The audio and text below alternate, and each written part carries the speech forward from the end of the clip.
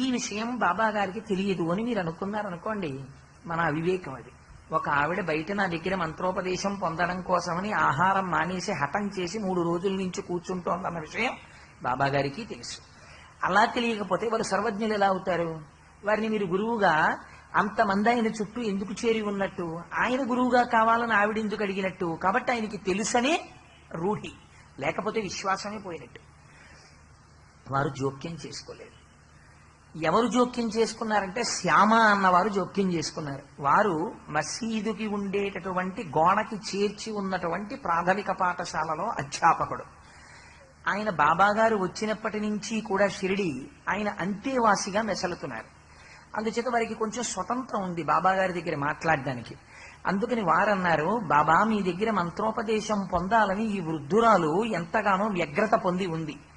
మీరు మంత్రోపదేశం చెయ్యకపోతే